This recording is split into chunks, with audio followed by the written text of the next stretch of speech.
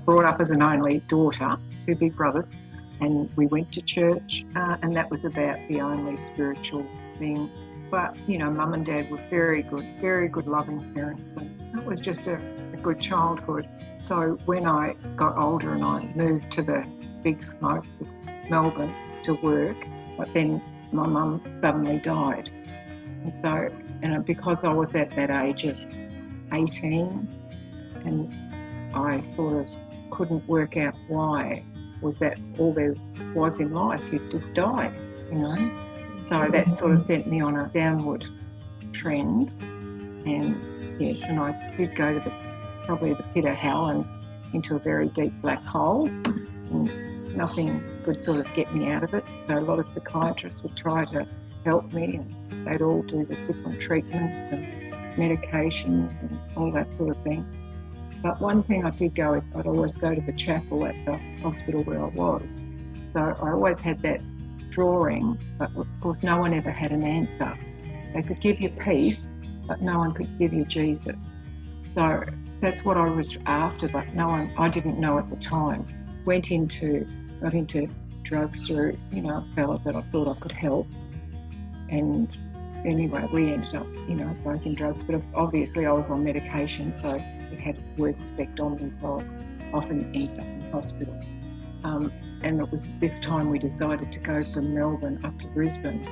And I was obviously self-harming, I was just suicidal the whole time. So that's why I had to be really locked up for my own sake, And I remember in there actually there was one woman that I did make friends with, and she said, Helene, next time I attempt suicide, she said, I'm going to succeed.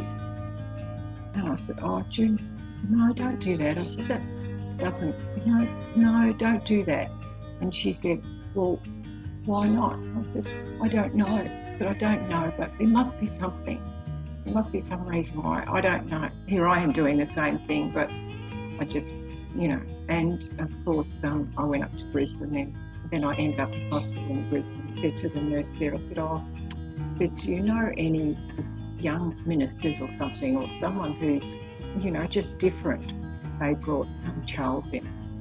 And so Charles led me to Claudia and then on the bed and bawled my eyes out. And, I think it was just in a matter of a day or so, he got permission to take me out and take me under their wing and take me to 10 Challenge. So, yeah, and then when I did come out, he said, we've got a proposal to you. Would you like to come and stay at our home and help read it with the children? So that was a real blessing. So I went and stayed with them and, help with the children. And then I'd go to what was the convent, we used to call it, and have the morning devotions and studies and all that every morning.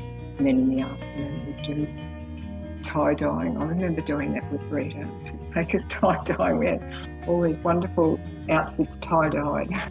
When I got married to a guy who was full on with God and was a pastor at the time and everything, things didn't work out after a while, but 20 years down the track we got I had to leave, but I've got 4 beautiful children out of it. One's a pastor himself, and the others are great kids. All that from Teen Challenge. There is hope for people, because I know I found it.